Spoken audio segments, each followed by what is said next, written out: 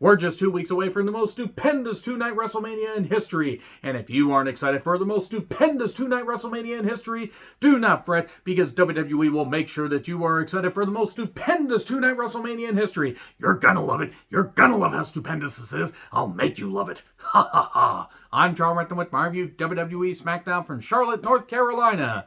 Outside of a couple things, this was one of the best episodes of Smackdown in a while. I know, shocking. I'm gonna praise things.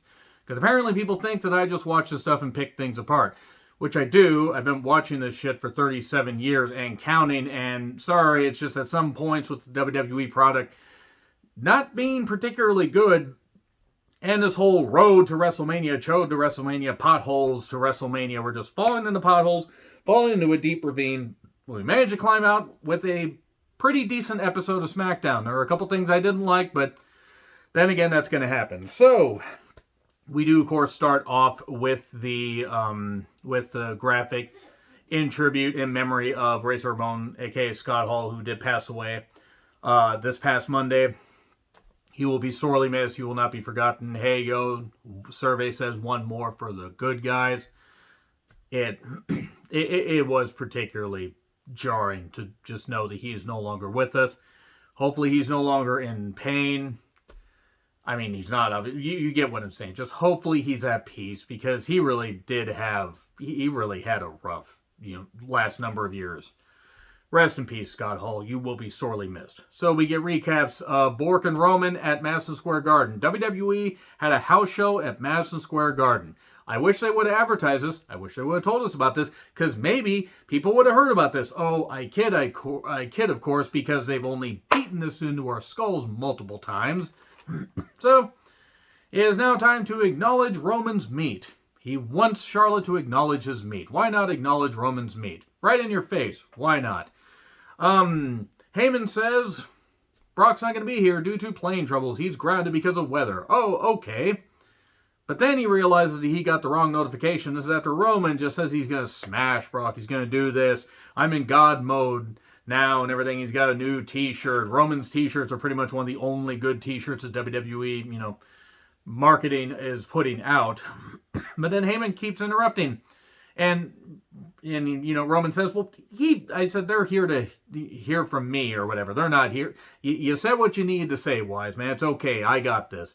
And then he says, well, actually, Brock Lesnar's going to be here. His plane just arrived. You just said it was, grounded. Well, yeah, but he took another one. He did all that, da-da-da-da-da. Oh, no. What are we going to do?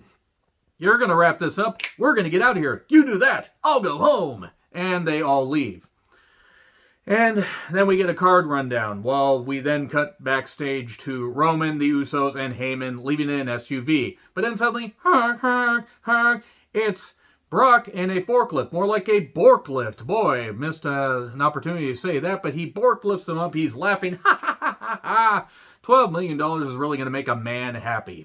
But $12 million a year, by the way, which I don't blame. I think I'd be happy with I'd be happy with $200,000 a year, but I digress.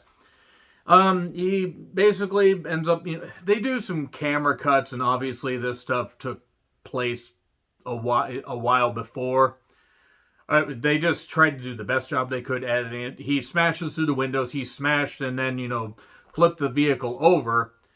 And then we go to commercial. Well, we go to commercial right when the forklift tongs, the little tongs go right through the windows and everything, and the little tongs try to get at Roman's acknowledged meat, try to waggle on them and everything. I'm just going to make this as disgusting as possible, because why not?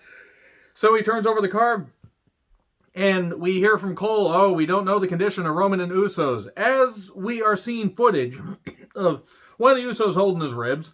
Not the first time an Uso has held his ribs, getting out of a vehicle that has been crashed, but I kid. Them and Roman, they get out, and they're gonna leave. And they're gonna leave in another truck. Somebody's truck, seemingly, or a standby truck. I have no idea. But Brock gets the door, and he rips the door off its hinges. People say it could have been gimmicked. I don't know. Brock might be just that crazy. I mean, they probably did gimmick it a bit.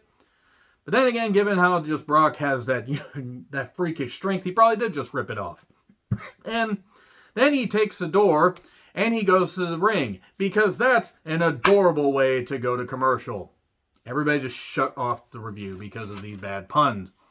He then basically says, you unleash the bipolar beast. In 2 weeks, I'm going to do more than blow the doors off of you. I'm coming for your blood. I'm going to keep coming and coming and coming. Lol. This took about the first 20 or so minutes of the show. And this is one of the best things that WWE has done in a while to open the show. This is pretty good. I wonder what the fuck they're going to do for next week's show. Because the April 1st show is obviously going to have to have been taped.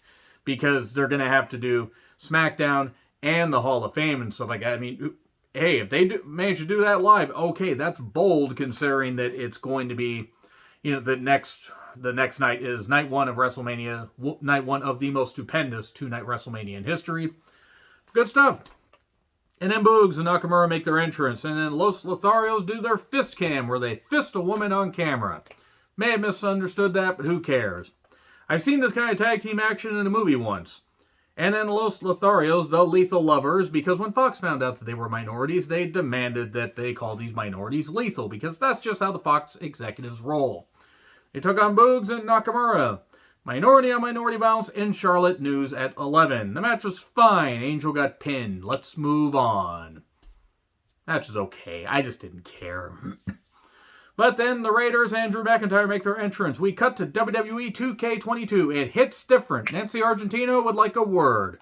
Let's get back to this. Moss insults Corbin by saying, what do you call an episode of Happy Talk that puts people to sleep? Nappy Talk, because Moss is done with Corbin's shit. Moss dressed like that is done with Corbin's shit. And they do a plug for Ukraine relief, like the Fox executives care about anybody outside of America. If you know, you know. When they stop having shows like Fox Aryan Nation, then maybe I will believe that they are sincere. So the Mackin Raiders took on Jinder, Shanky, and Corbin in a match that certainly existed. This Drew Corbin feud means nothing to me. It sounds like I'm not praising things. Aha, alas.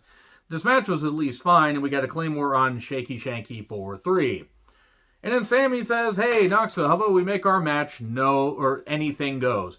Further cementing that this is going to be one of the worst matches that take place on a mainstream wrestling broadcast across WWE, AEW, and even New Japan. This might outbad the House of Torture stuff in New Japan. And that's saying something. So, poor Sammy. He deserves like $5 million for putting up with this Knoxville shit. Boss Glow entrance, and so it's Boss Crime. Wait, no, sorry, Fox executive brainworms got in my head again. I need Rhea to just step on me and throw me, but that's neither here nor there. Liv was gently scissoring while Rhea watched. Stop thinking about it, Kier, I know you're thinking about it. You know you're thinking about it. Everybody knows you're thinking about it. You stop it, Kier. You get some help. We'll turn this review around right now, which would be really difficult because I'm quite a few minutes in. Stop thinking about it. So anyway, Liv and Rhea took on Sasha and Naomi. Carmella and Zelina at ringside. At first, I thought it was Zelina and a burnt piece of beef jerky from Final Destination 3. But alas, it is Carmella, who is still allowed to call herself a wrestler. I don't know why, and I will never understand why. This was good. This was actually quite good. These women, I believe, as the kids say, pop off. Couldn't sound more white now a touch if I tried. No, really, it was good. And Naomi just landed ass first on the floor. People can make the comment, oh, enough cushion there. Still, you're landing ass first. Whether you have Hank Hill's ass or Naomi's ass, that's going to hurt. Trust me, it hurts taking something that hard from behind. Trust me, don't ask me how I know this.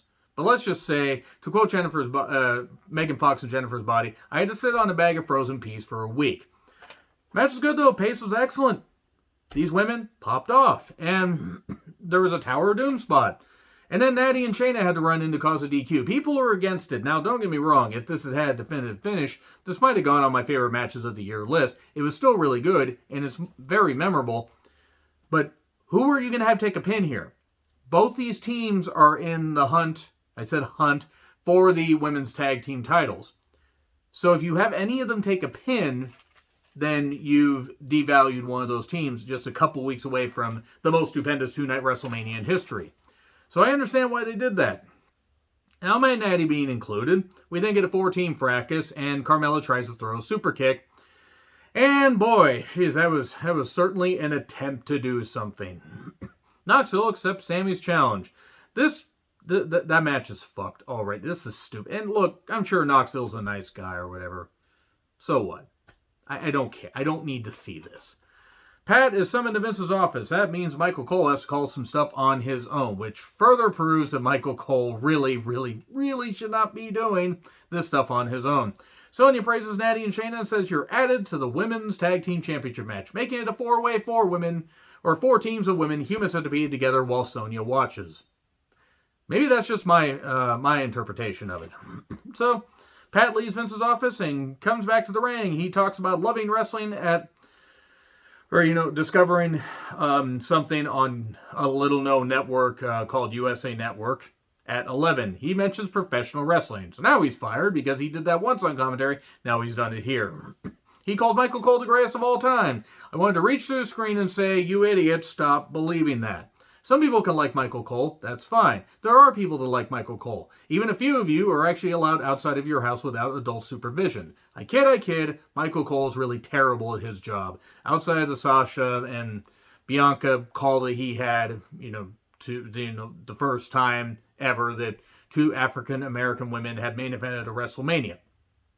Good line. Still doesn't make up for the abysmal commentary that he's done for years since then, but whatever. Here's Theory to get an apology. Pat sort of does because he says, I'm sorry your parents raised such a douchebag, and I'm sorry you're such a punk-ass bitch. And that's it. We then get recaps of Bork and the Roman, and then I really hope that Big E's going to be alright. If Big E doesn't ever return to wrestling, if this neck injury does not heal, he's had a hell of a career. He can be a goodwill ambassador as long as he has his health. If he can come back from this in a number of months, great. I just want him to be healthy first and foremost. So we then get Ridge Holland with Sheamus and Butch.